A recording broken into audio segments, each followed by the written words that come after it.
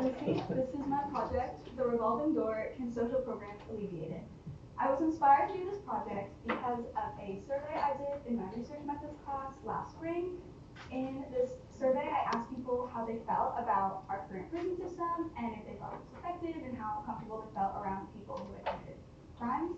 A lot of the responses said that they felt that our prison system could be a lot more effective and that there is a problem with that. So upon looking into this further, I found that there is a problem. 62% of released prisoners return to prison within 3 years of being released. So people, after serving their time, are still going out and recommitting crimes again. So there's obviously an issue here where people aren't learning the tools to not recommit those crimes again. This phenomenon of people recommitting crimes is called recidivism. So yeah, that's what the term is. You'll hear it later on in the presentation.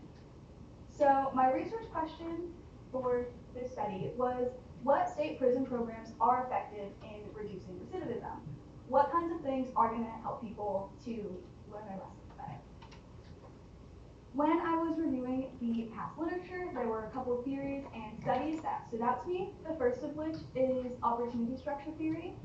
This theory talks about the two types of opportunities there are: legitimate opportunities and illegitimate opportunities. Legitimate opportunities are things that are socially acceptable by society, so things like getting a job, getting a career from there, and illegitimate opportunities are not socially acceptable, things like crime.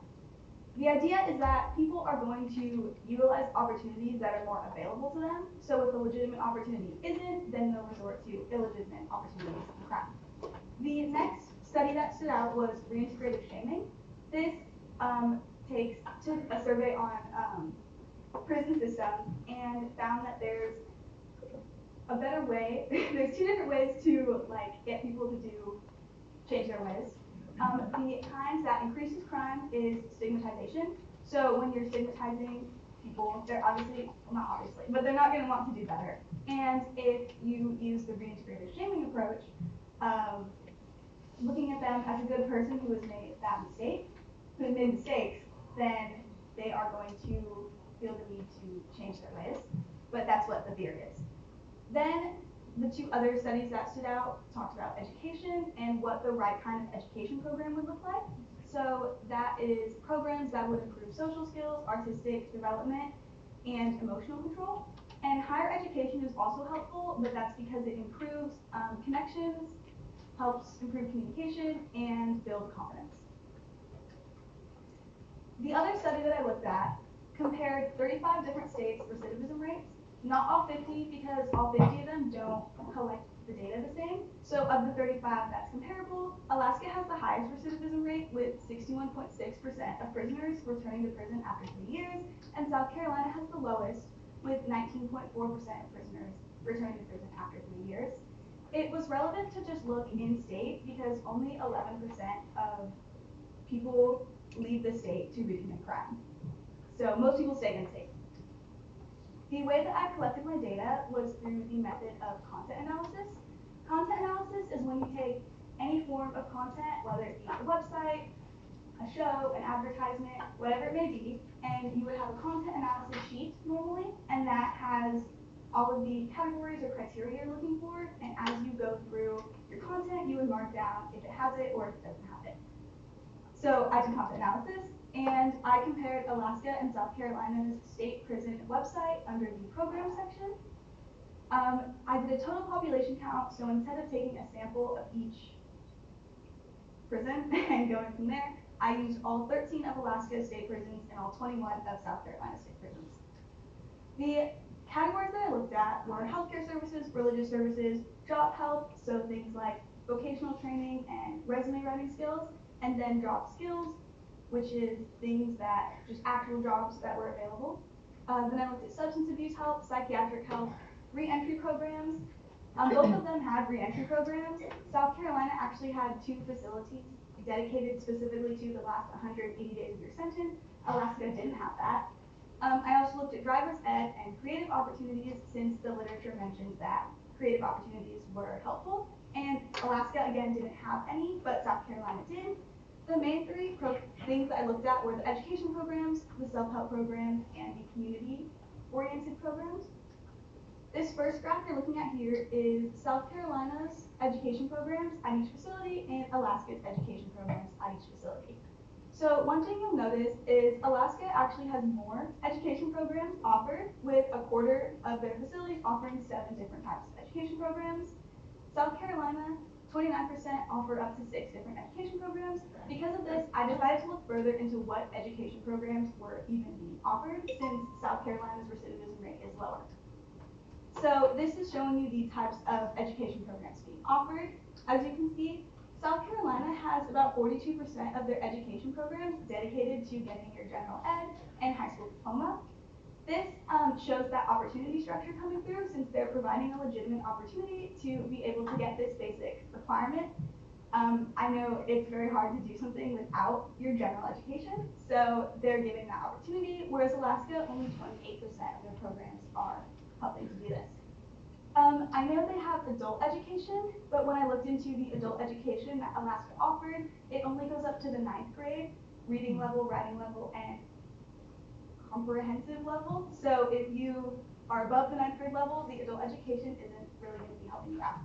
But yeah, South Carolina offers the general ed, and once you get your general ed, there's lots of higher education programs available, even some that continue into after release. Alaska's education programs, they're higher education. Some of them are also self-funded by the prisoners, so if they don't have any money, they're not going to be able to take advantage of these programs either. The next thing I looked at was the self-help programs. Again, here you can see they're pretty similar, but South Carolina has up to 10 programs, a quarter of them offering between 6 and 10 different kinds of self-help programs. Self-help programs are things like anger management classes, parenting classes, just stuff that can help you improve. Alaska, a lot of them revolved around parenting and anger management, but South Carolina had a better layout, a lot of different options. So yeah, this graph just kind of shows the manifest content, the literal, observable, countable amount of programs being offered, but when you look into the latent content, the underlying meanings, South Carolina really takes the reintegrative shaming approach to a lot of their programs by offering impact of crime classes, criminal attitudes programs, and I Am Responsible is one of their other programs.